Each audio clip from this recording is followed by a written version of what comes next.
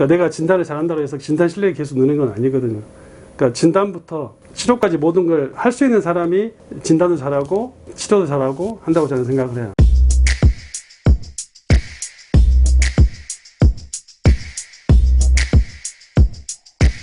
유방 촬영은 안 하고 싶다고 하시는 분도 있는데 초음파만 해도 될까요? 초음파하고 유방 촬영 둘 다 같이 해야죠.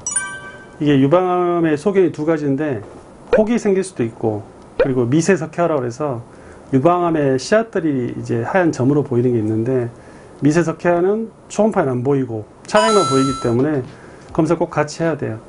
특히 이제 미세석회화 같은 경우는 발견했을 경우에 아주 초기암 단계에서 발견할 수 있어서 수술하면 완치할 수 있는 그런 상태이기 때문에 어떻게 보면 초음파보다 유방 촬영이 중요할 수도 있지.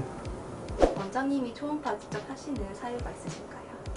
그 초음파는 본인이 직접 해야 돼요. 이게 CT나 MRI처럼 그런 영상 검사는 누가 어떤 기계로 찍더라도 판독하는 소견은 다 똑같을 수 있는데, 초음파는 보는 사람에 따라서 또 기계에 따라서 굉장히 주관이 많이 들어가기 때문에 초음파를 꼭 본인이 직접 보고 여러 가지 이제 환자분을 먼저 진찰한 소견이라든가 환자분의 과거력 같은 거라든가 모두 참고해서 본인이 직접 봐야지 정확한 판독을 할 수 있지.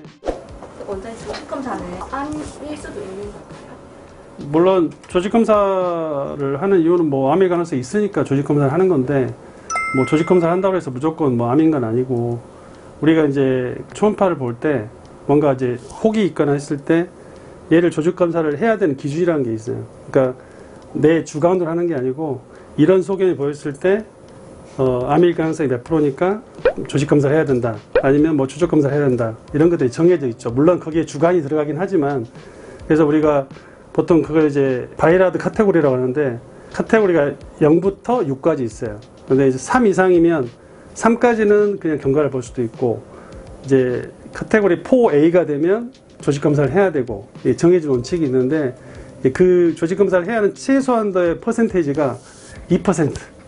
그러니까 얘가 100개를 검사했을 때 한 2개 정도는 암이 나올 수 있다 그러면, 그런 경우에는 추적 관찰을 할 수도 있고 아니면 조직 검사를 할 수도 있고, 2% 이제 이상이 된다 생각이 들면 무조건 조직 검사를 해야 되고, 그래서 뭐 조직 검사 한다고 해서 무조건 암인 건 아니고 99% 확진은 아니기 때문에 확인 차원에서 한다, 이렇게 생각하면 되죠.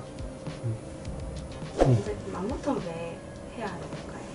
그러니까 뭐 맘모톰도 조직 검사의 일종이에요.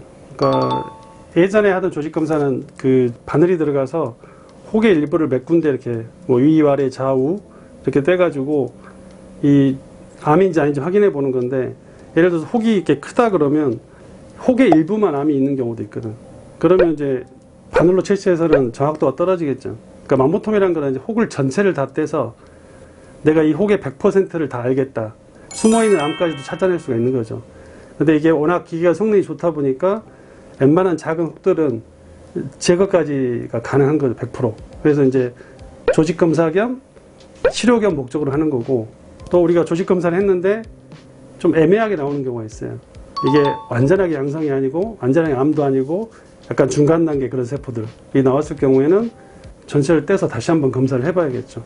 그래서 그런 경우에도 맘모톰이 필요할 수 있고, 그러니까 맘모톰이 필요한 경우는 굉장히 많은데, 뭐 그건 뭐 케이스 바이 케이스라서 환자분 상태라든가 여러 가지 고려해서 이제 적절하게 선택을 하면 되는 거죠. 우리가 처음부터 조직 검사 안 하고 맘모톰을 바로 하는 경우도 있는데, 혹이 사이즈가 커서, 그리고 이제 모양을 봤을 때 암일 가능성은 별로 없다, 그러면 그냥 바늘로 하는 조직 검사를 100% 신뢰할 수는 없거든요. 그런 경우는 바로 그냥 맘모톰을 해서 한꺼번에 조직 검사 겸 치료를 하는 경우도 있고, 여러 가지 케이스가 있을 수 있죠. 원장님이 진료 볼 때 중요하게 생각하시는 것이 있으실까요? 암을 진단하는 게 사실은 굉장히 까다로운 영역이거든요. 그래서 어떻게 보면 너무 과도하게 조직 검사할 수도 있고, 아니면 너무 과소, 그러니까 너무 이게 안 좋을 수도 있는데 내가 그냥 무시해버리고 넘어갈 수도 있고, 그 적정선을 유지하는 게 굉장히 힘들어요. 그래서 그 유방 진료를 볼 때 제일 중요하게 생각하는 게 그 적정선을 유지하려고 노력하는 거죠. 근데 그 적정선이라는 게 내가 주관적으로 할 수 있는 건 아니잖아요. 그래서 그런 이제 기준이 또 있어요. 아까 이야기한 그 바이라드 카테고리라는 게, 거기에 그 책자에 보면 내가 조직검사 했을 때 예를 들어서 100개를 했다 그러면 몇 프로가 암이 나왔냐 에 대한 그 데이터가 몇 퍼센트 이내일 때 이 사람은 적정하게 하고 있구나라는 그런 객관적인 통계가 있거든요. 그래서 내 나름대로는 그 범위 내에서 유지하려고 하는 거죠. 너무 과하게 하지 않고 너무 적게 하지 않고. 그러니까 그 적정선을 지키려고 하는 게 사실 굉장히 중요하고 뭐 진료 보는 데 있어서 제일 중요하게 생각하는 게 적절하게 하는 거. 사실 그게 제일 힘들지.